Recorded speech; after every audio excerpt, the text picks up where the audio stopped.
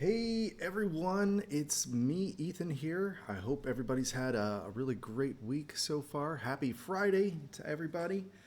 And yeah, we've got a few new bits of news to go over. I'll wait until a few more of you guys come in today, but I wanted to start off just talking about swing trading. And again, this isn't financial advice or anything like that, but just to show you guys how you can increase your rewards with this project by just doing simple swing trading and what that's all about. And last week, I think I explained to all of you that we could possibly be in an ABC correction. And the way we would know that is we would start with the A leg here, and then this would be the B leg, and then we would go into the final correction, the C here. And that's the fun thing about markets and market movements is that you really don't know until it's hindsight. So we could be on a rebound to a new uptrend, or we could be in this ABC corrective pattern. And the smart traders, you've got to account for both stories, right? So if we are indeed in this C wave and you believe that, then now would be your opportunity to exit and then buy back in at this C wave. But another thing that I look for specifically in Bitcoin movement are what I call Hercules days, where you just get like this. I don't know. A good way to put it is just like this push, this momentum that's sent up. And so when I'm looking at this, we had these really nice candles pushing up and up and up. We had this really nice candle push this up. And then we had the Hercules day. This is also referred to as a doji or a shining star. And it's a really strong indicator that the direction is about to change. And so let's say you came in on this day and you decided to liquidate at 49,000 and you just had one NFT. If you had just one NFT, your earnings so far should be around 0.00176, something like that. Maybe a little bit more because we had some fantastic months with the ordinal mining. But if you multiply that by $49,000, that and you put it into like a stable coin, that would leave you 86.69 USDT or USDC. And then you wait for this correction. And let's say you buy pretty close to the bottom at 38,550. And then you decide to buy back in. So that 0.00176 Bitcoin would now be a yield of 0.00224 Bitcoin, which is a substantial amount. Like if I kind of measure this out, use my little tool, and yeah, it looks like a little under 20% in 12 days. And that's a pretty big payout. That's a considerable appreciation to make in 12 days.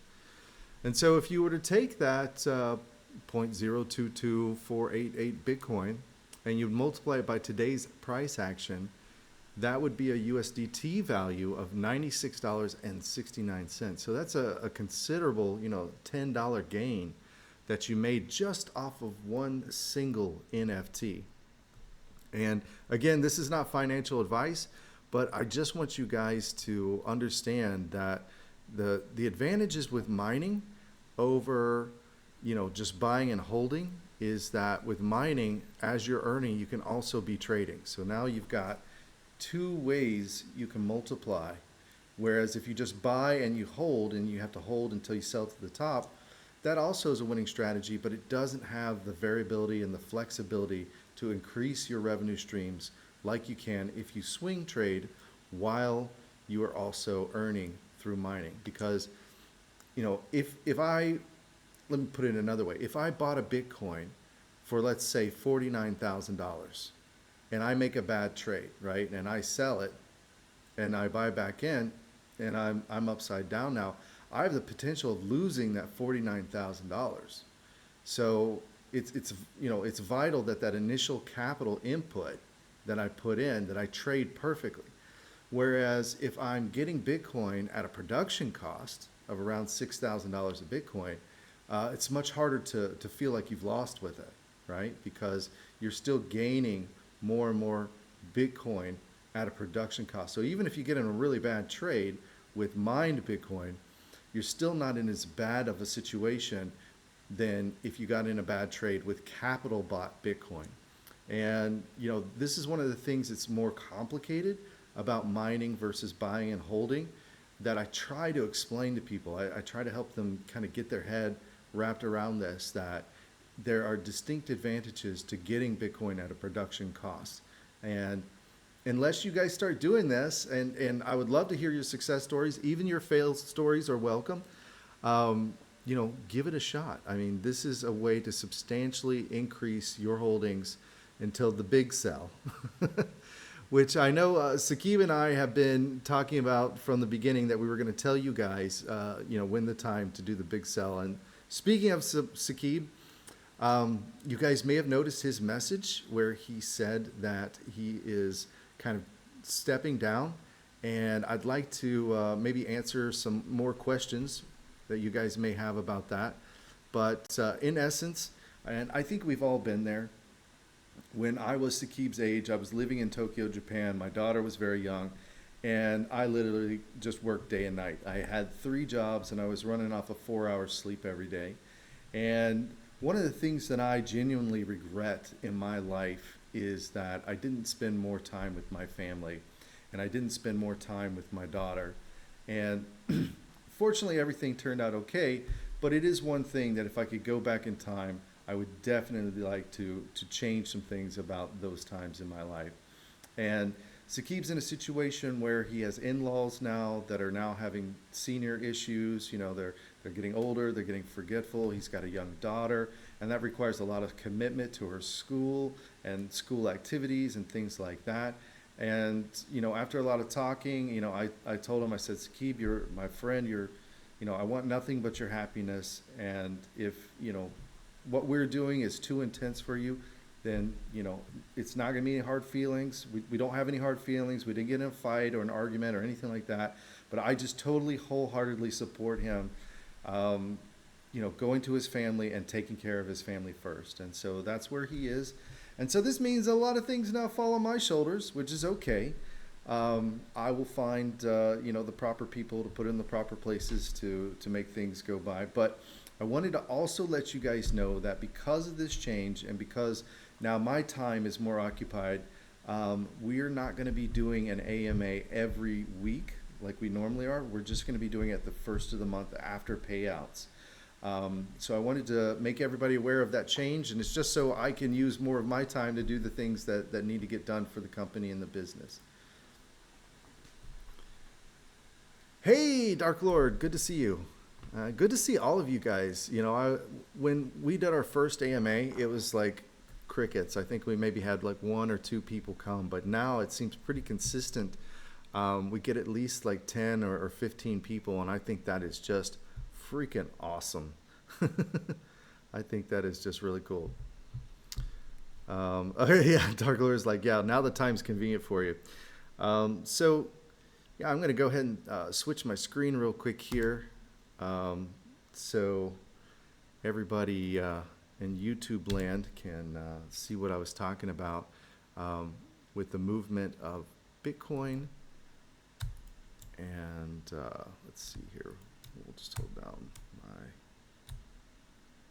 shift key. Yeah, look at that. Yeah, 20%, 21% in 12 days. And that would have been a significant gain. All right. Then we've got Sky. Sky, Winston, how are you doing? Oh, what did he say? He said he lost 25K with Argentina. And you guys allowed me the opportunity to regain it all back plus some more. I truly appreciate it.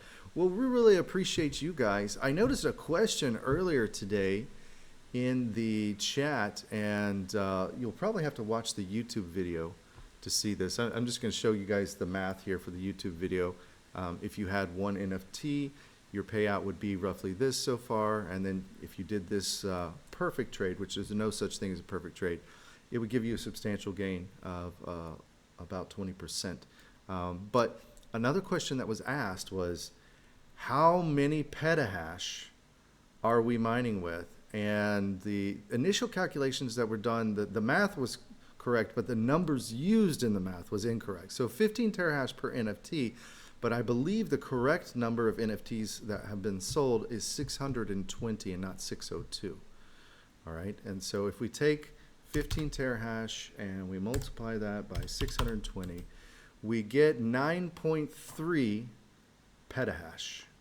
9.3 petahash should be what we are hashing with.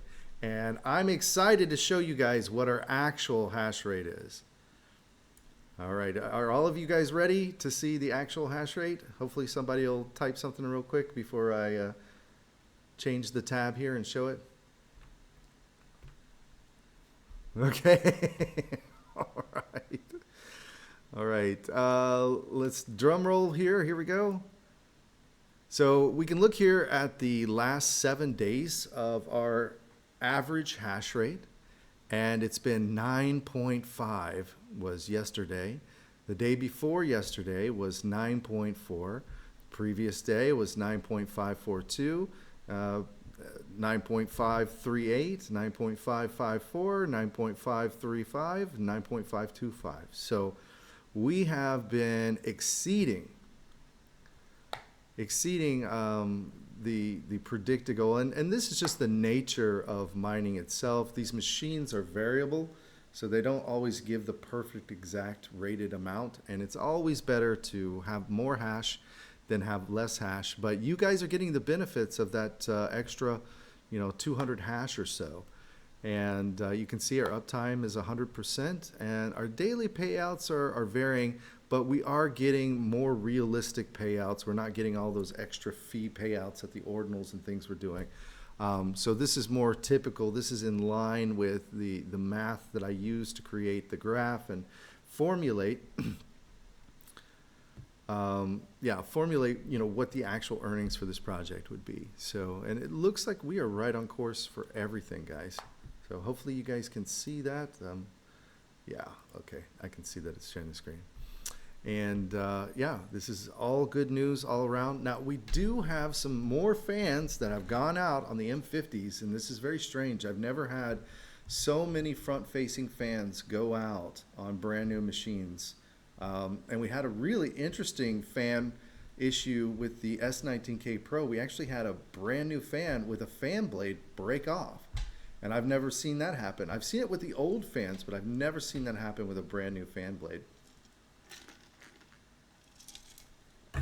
And I made a pretty cool video about that. It's up on the YouTube channel if you want to see it.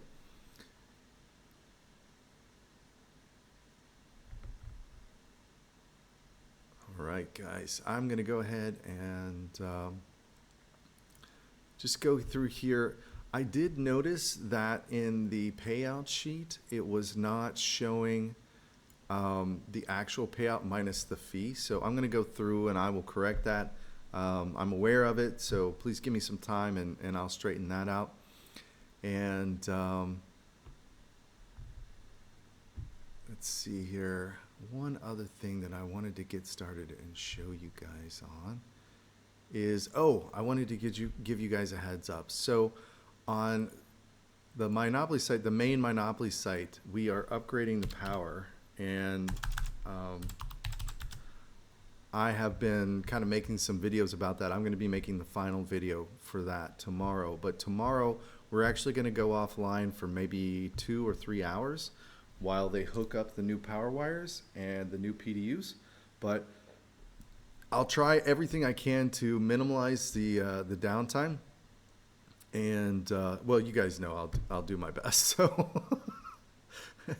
you guys know I'll do my best and minimize any of the downtime, because I understand mining is all about making sure that you're operational. But you guys can see right here we have these two fans, that the front fans, again, they've just gone completely out. Two completely different miners, but it's no big deal to change those. We're going to change those out when the farm is offline, getting the power wires upgraded, so it shouldn't be like a double outage or anything like that.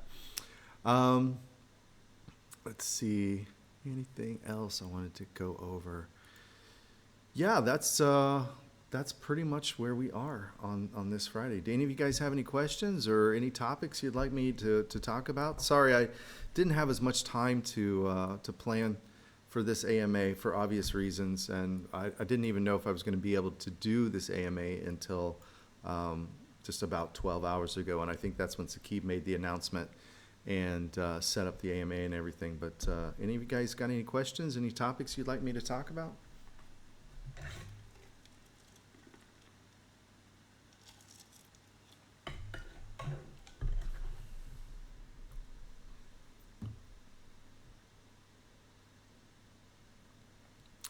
The problem with that, okay, so Dark Lord is saying, will we will we get in the future any live AMA inside the container? And the issue with the containers, miners inherently are very noisy. They're very loud machines, and it's just not a good audio environment to do an AMA, especially if we are going to be, putting this on YouTube and things like that. And so, I mean, me personally, I love being on the farms, but I don't think it would be a good venue for you guys to be able to hear everything and do everything clearly. If you'd like to try it, if you guys are willing to kind of maybe tolerate it, I'll be more than happy to give it a shot.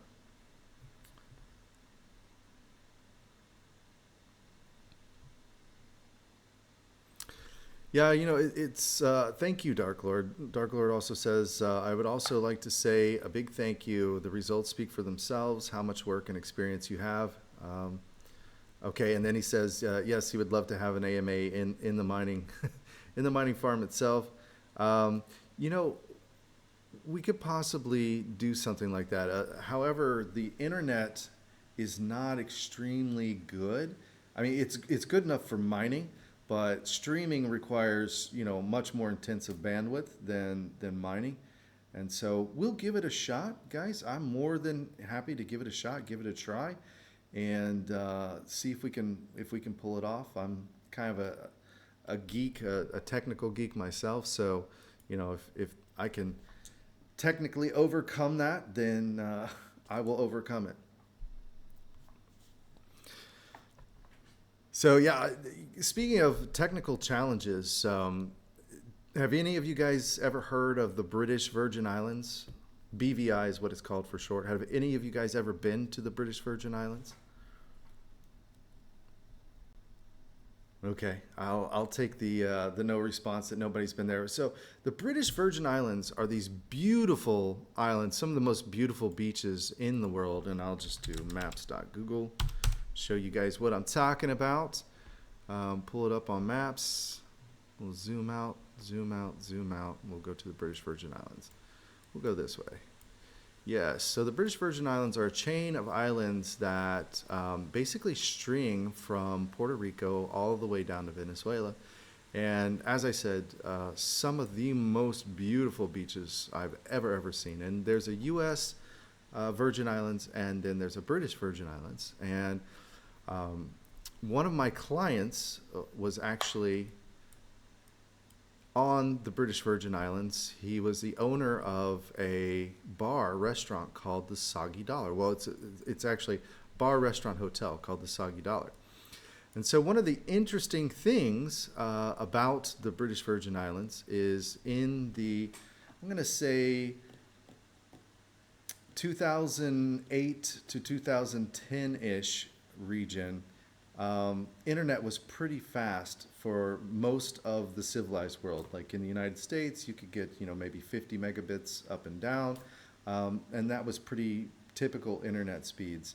However, in paradise on the British Virgin Islands, it was a different story because this was British territory on Joost van Dyke specifically. And I think, let's see, yeah, Soggy Dollar, Sandcastle, should be here. Yeah, right here, Soggy Dollar Bar Hotel. So I did their website for them, and they wanted a live stream of their beach, of their island, to be broadcast onto the World Wide Web so people could log in to their website and they could see, live what's going on. And I was tasked to do this, and guess what? This is the British territory. So it's, British Telecom. Like, there's no ISP or anything like that. It's just whatever the British government, because their telecom system is controlled by the government. So they were literally like less than dial-up. Like this was like, back in the 1990s when nobody had internet. Like that's the quality of internet that they had. Even the data on your cell phone didn't work. But I managed to get 20 megabit internet to this island.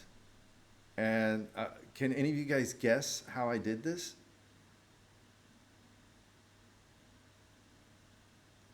Nope, no guess. Okay.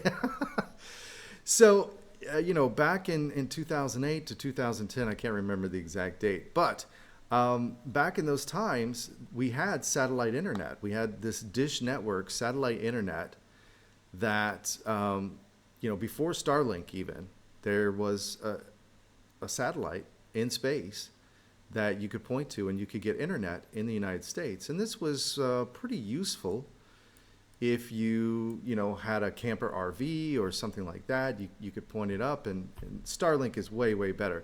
But I literally had a dish network satellite internet installed in my backyard. And I was talking to the install guy and I said, hey, how would you and your crew like an all expense paid trip to the British Virgin Islands? And he's like, what do you mean? He's like, well, I don't need this internet satellite because I've got, my own ISP running into my house. Like, I need to move this satellite dish to the British Virgin Islands, have you repointed at the satellite, and establish the internet connection again. And lo and behold, we did that. And we had the fastest internet connection in the British Virgin Islands for at least a good 8 years before they managed to upgrade all of their ISP trunk lines and things like that and get real internet over there. But suffice to say, the soggy dollar was like the place to be. You've got all these billionaires, millionaires, Mick Jagger, Mariah Carey, going there all the time, and they couldn't use their phones. They didn't have any internet. Well, everybody went to the soggy dollar because they had the fastest internet going in the British Virgin Islands. And I can talk about this now because I'm pretty sure, I don't know what the legality is. I may have crossed some gray lines. Like, there wasn't anything I found specifically against it, like circumventing, the National Telecom Service or whatever. But at the same time, like, I could have possibly maybe gotten in some trouble for it. I don't know. But that's what I did. I took the satellite dish from my house in Lexington, Kentucky. I shipped it all the way down to the British Virgin Islands. I flew the install crew, and we got that satellite dish repointed. Now, interestingly enough, the satellite itself, it has like these cells on it, right? So think of the cells as like, little antennas to receive, the back and forth connection between the dishes on the ground. And obviously the cell that was pointed to my house in the United States and the cell it connected with in the British Virgin Islands, those are two completely different cells on the satellite. And so the install guy did me a solid. He gave me a number that goes directly to like his technical service line, and you can request them to do a cell reset where it basically like flushes out like whatever cell it was married to and on the satellite and lets it reconnect to a new cell. And I had to do that twice in the 8 years, but it worked like a charm. It worked perfectly. I've got lots of like really cool stories that I've done like crazy things. So yeah, if you happen to have been in the British Virgin Islands in between 2008 to 2000, almost to 2017, and you used high-speed internet, it was because it was going through the satellite that I set up. All right, that's the end of that story, guys. I hope all of you guys had a great week and are having a great Friday. I know for some of you, your Friday is still just starting. And, for me, my Friday is just ending and getting ready to become a fun Friday. Does anybody have any other questions? Any other topics you'd like to talk about?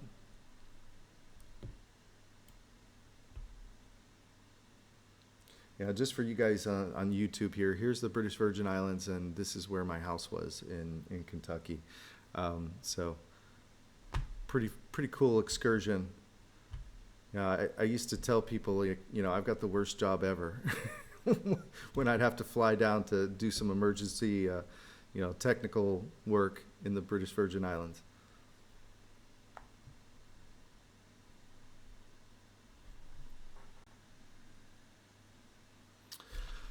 Okay, Dark Lord is asking, would love some more tutorials on how to calculate expenses and profits if we decide to mine at our home, for example. Dark Lord, there are so many tools and so many calculators out there. Love to learn and get this knowledge. Yeah, I mean, there are many tools. I mean, if you go to asixz.com, spell that correctly, you can see that we actually have some tools. We have a calculator, and one of the cool things about our calculator is it also has this advanced feature. And our calculator, yeah, I mean, it basically it has all the basics to it to do the basic calculation, but the truth is that there are factors in mining that we can't control, and that would be, what is the price of Bitcoin, what is the difficulty to mine, and what additional fees are being put into the blockchain that you could possibly get as rewards. And so, I always use these calculations as just kind of a rough premise, or just a rough concept. But the truth of the matter is there's no way to accurately predict, at least to a fine degree, exactly what you're going to make, because there's too many floating points, too many variables that we can't control. But we can get a good rough idea just using these basic tools, such as these calculators. So go to our website, asixz.com, Dark Lord, and play around with our mining profit calculator. One of the cool things about our mining profit calculator as well is that you can change the quantity of the machines. One of the things that I noticed in like the first generation calculators is like you couldn't really adjust the quantity of the machines. And so it was really hard to get an idea like what would happen if I got 50 machines or 100 machines. And our calculator is, like I said, it'll give you that good rough calculation, but it's no calculator is going to give you a perfect calculation. Now, there is a calculator out there that will give you an even deeper, more fine-grained look at what your potential earnings and such are, and I will take you guys to that. But it is so advanced that honestly, unless you've had years and years and years experience in the mining, this is going to be like so. Let's see, where is this? Let's see, is it Mining Insights maybe? Okay, it looks like that page is down. One of the really cool things about this calculator is, let's see, hardware books, bonds, toolbox, maybe that's it. Brains toolbox, no. Let me see if I can find the link where this calculator is. This is typically where Saqib jumps in and he helps me out because he keeps track of where all those things are. For some reason, let me try this.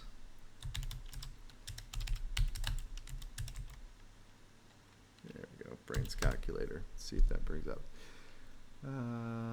Let's see.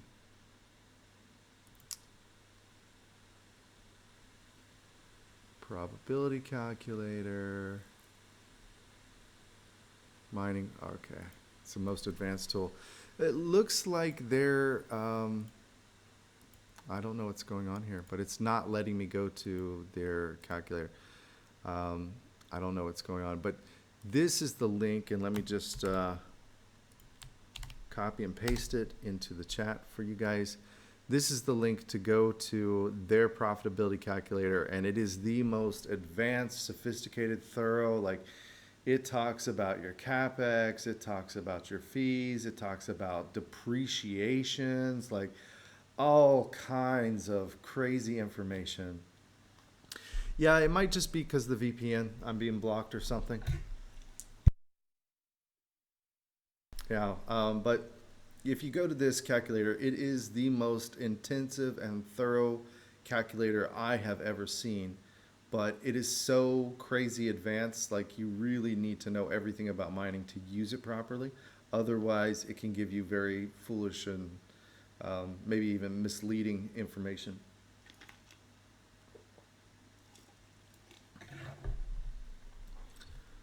So yeah, Dark Lord, for me, I would recommend starting out with something simple, and then maybe after you have a year or so of mining under your belt, then go into the floating point math of the brains calculator.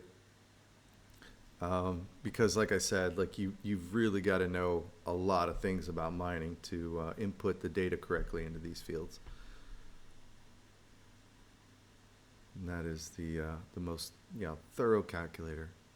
Another thing too, guys, is make your own spreadsheets. Don't be afraid to fire up Excel or Google Sheets or whatever and start building your own calculators. You guys can. A lot of the technology that you see on our website, originally all of this was just a spreadsheet. So all of this was derived from our Excel spreadsheets that we were using to put it in kind of a web-friendly user interface that the everyday user can use. But the formulas going on behind this were actually originally created in our Excel spreadsheet. So don't be afraid to go through and build your own spreadsheets to make your own calculations. I wish I had some of my old Excel spreadsheets that I was using like way back in the day, because I'd love to show you guys how much things have changed and how much I've changed in the way I do things. But to be honest, I've come to a point where I understand now it's a fool's errand to get a very precise answer, because we're dealing with the future and nobody knows the future. Nobody knows what the future is going to do. So what I do is, I just try to get like a fundamental understanding, like a basic construct. And then I give like a good use case, like, this is, optimal. And then kind of like a worst case. And I think Yabonks was really good in our AMA when like he asked that out of us, because I think that's a more realistic way to factor in your investments in the crypto space. Do it as, a best case and a worst case and then a middle of the road. And, just like, understand the range of what you're dealing with. I think too many people look at crypto as just 1 + 1 = 2. And it's always going to be that way. And it's never, ever been that simple. So if you're new into the crypto space and you're coming in here saying, okay, if I get one miner at this power rate, I'm going to make this much a day. Well, you'll make it that much a day for that day, right? The day you did that calculation. But tomorrow, we don't know. Next week, we don't know. Next month, we don't know. It could be more, it could be less. And so always put that variable change in your mindset from the beginning, because, I foolishly, like so many other people, guys, when I started out on this, I'm like, and if I get this miner, I'll make $2,000 a day. And I'm like, in 10 days, that's $20,000, and I'm just like in awe about this. But the reality is by the time I got that altcoin miner, I was lucky if I was making $20 a day. And then the following month, I was lucky if I was making $2 a day. And then the following month, I was lucky if I was making 20 cents a day.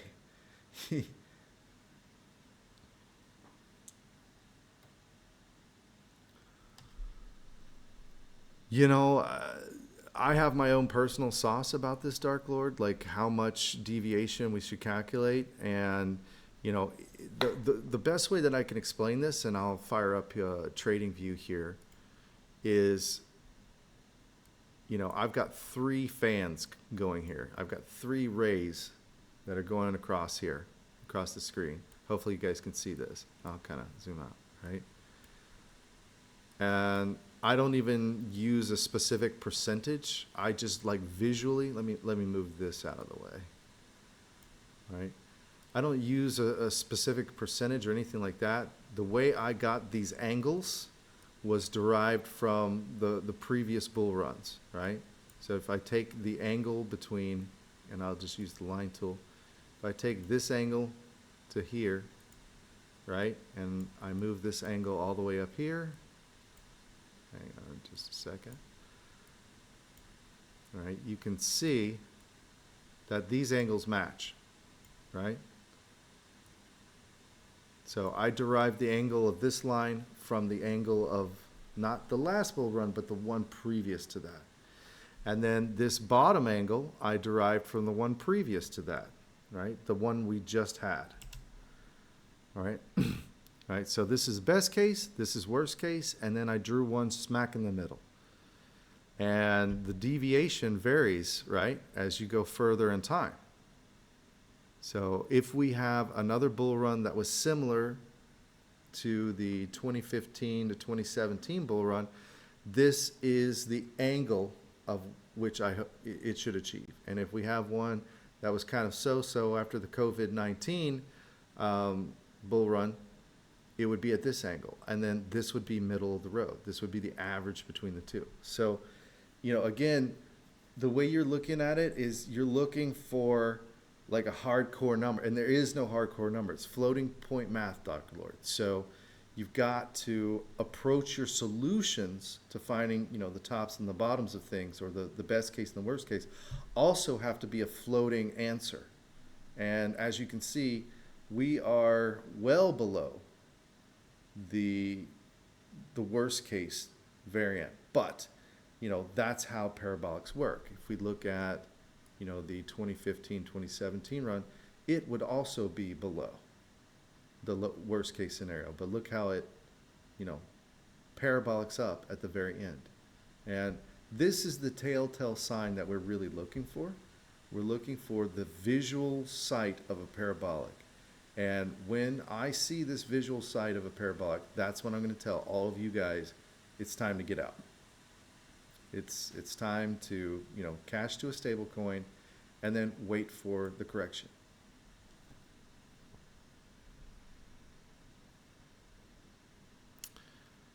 Yeah, so, the further out in time we go, Dark Lord, the greater the deviation potential is, right? So, does that make sense to you? Did that answer your question? Did that describe everything? Okay, fantastic. No, it's my pleasure. It's, it's difficult at first to get your mindset wrapped around it, right? Because we're all kind of trained to see the world in a like a simplistic view, or to find the simplest answer. And fundamentally, that's how magic works, right?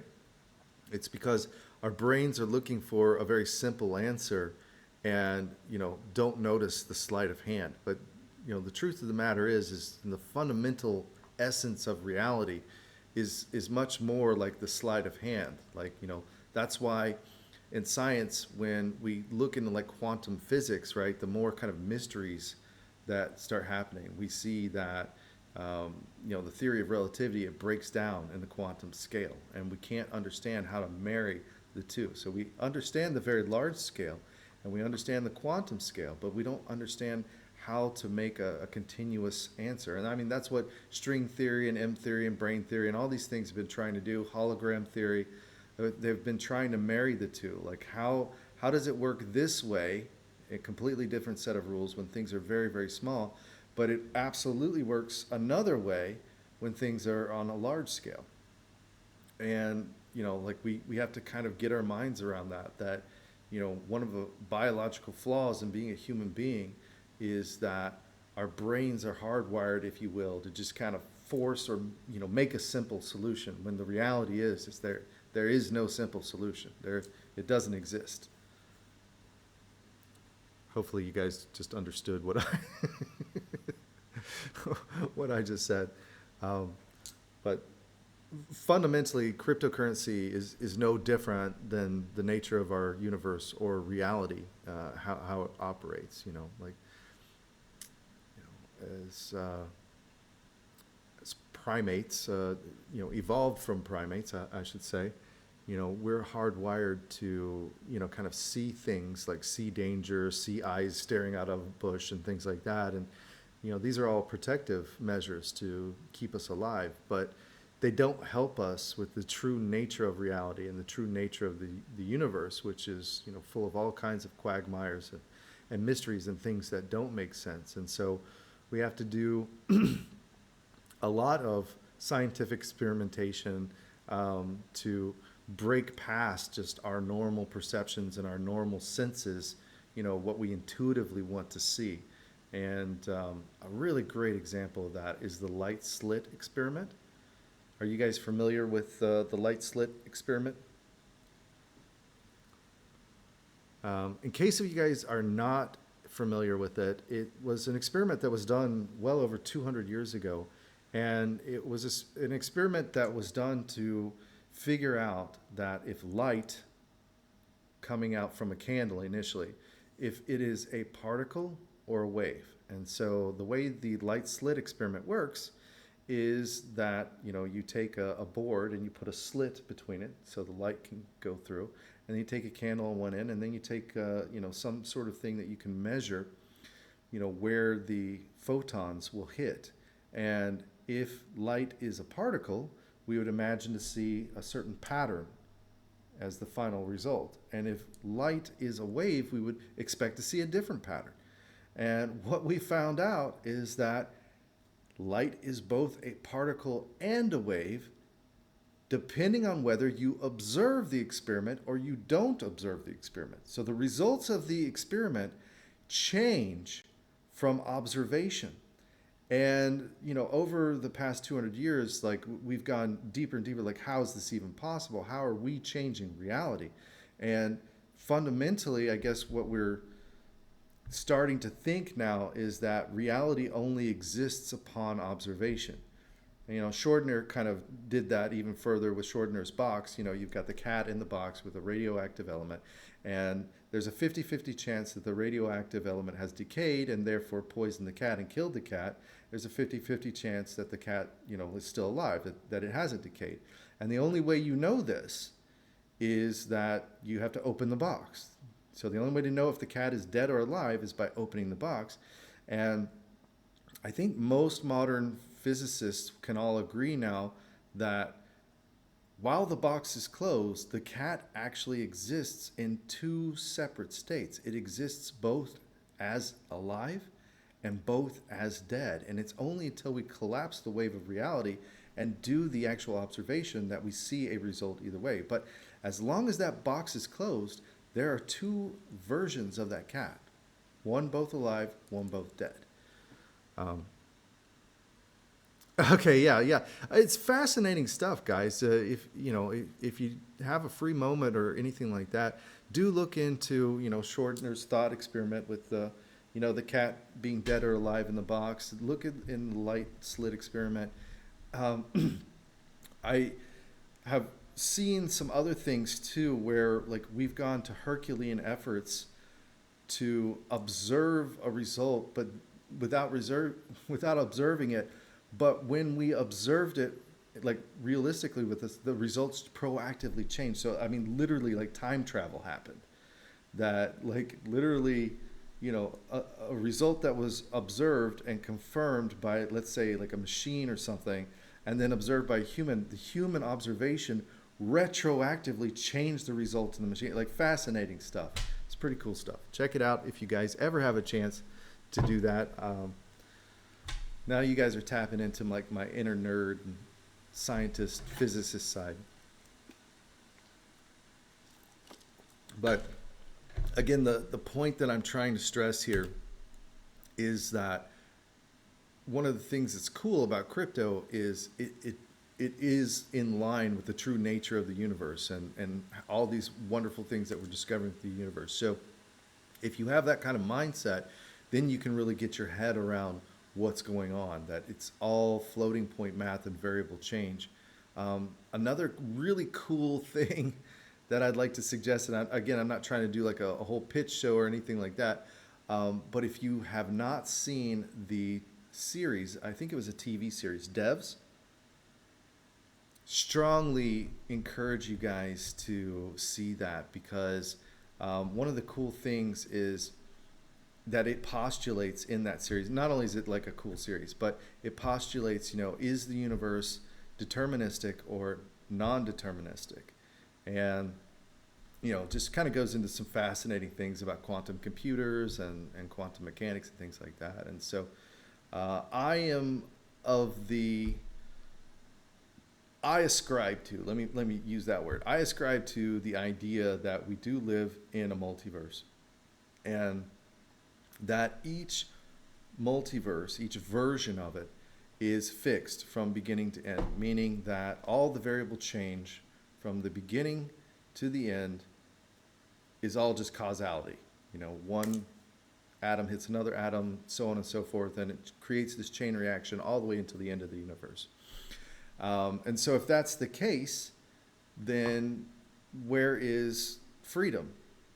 Where is the ability to choose? Why do we have this sense of free will in us? And so again, this is a theory, this is like, so you guys can call me wacko or whatever, but what I, believe is that, if we imagine a vinyl record spinning, and these records, they have grooves on them, right? And these grooves, they represent sound and they make songs. So if we imagine a record that is the size of infinity and it has all these different versions of the universe on it, right? And just like the songs on a record, from the beginning of the song to the end of the song, nothing can be changed. But the song next to it is slightly different, and the song next to it is slightly different, and so on and so forth. And our consciousness and our perception of reality is the needle on the record player that is able to change through the different versions of the song, the different versions of reality. And so, you guys might have heard of the law of attraction, the ability to manifest. This, again, is our consciousness being able to will itself into other versions of the universe that help us attain our dreams and help us attain our goals. And this is what I believe is the true nature of reality. This is the true nature of consciousness. And there's a lot of scientific evidence that's starting to back this up. But I believed in this for quite some time, that we have the ability to move our consciousness into different versions of the universe that have desirable outcomes for ourselves and have undesirable outcomes for ourselves. And it also kind of explains too the Mandela effect. I don't know if you guys are a fan of that, but I can tell you for a fact there are songs that I know by heart. I know these, through and through my soul. I sung them as a kid, but when I listen to them now, they are slightly different.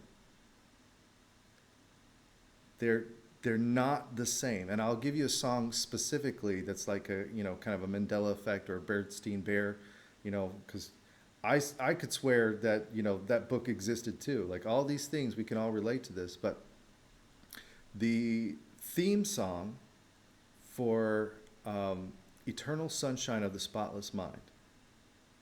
Now, this is a movie that came out, I believe, in 2004-ish or so, around there. And it's got a great, soundtrack to it. I fell in love with it, and I would listen to the soundtrack like all the time. It was a great soundtrack that would relax me, especially on my train rides in Tokyo and whatnot. And so I knew it by heart. And recently I came across it on Spotify, and I put it on my sleeping playlist. But one of the really bizarre things is that when I listen to it now, instead of it having like a single note hit, so I remember the melody, the way it would hit is, it would hit with a single note, it wouldn't be like multiple hit notes. But what I'm noticing now is it's a double note. So instead of dun, it's da dun, da da da dun. Like it's putting in other movements that I know for a fact were not in there. And so, this might be freaky to some people. I just chalk it up to, okay, I'm clearly in a completely different version of reality than I was in 2004. And in this version, that song plays it with, two notes in the main melody, or actually it's three notes. Da-da-da-dun, da-da-da-dun, da-da-dun. Yeah. Which I know for a fact it wasn't like that. And there's other little things too that I just noticed that are different now than how I remember them. And it's kind of one of the blessings and the curses of having a very powerful memory like I have, is that I can really remember those fine details quite well. And when I go back to verify them, the differences or the change of, the reality then that I was in and the reality now that I'm in is very distinct and noticeable to me. But anyway, I won't go into too much like, crazy conspiracy stuff. I also support other people's beliefs and any kind of alternative thoughts on those things. And love to hear your guys' thoughts. If you guys agree with me or disagree with me, there's no right or wrong answer. I think everybody's entitled to their own thoughts, opinions, and beliefs. And hope everybody had a great week. And I just, again, wanted to state again, let you guys know ahead of time, we won't be having another AMA until March. So I just want you guys all to know that the next AMA will be March, but I will be available in the chats. Feel free to talk in the chats and things like that. And I'm going to be signing off here. I hope you guys have a great weekend, and I will see you guys again in March. So see you guys.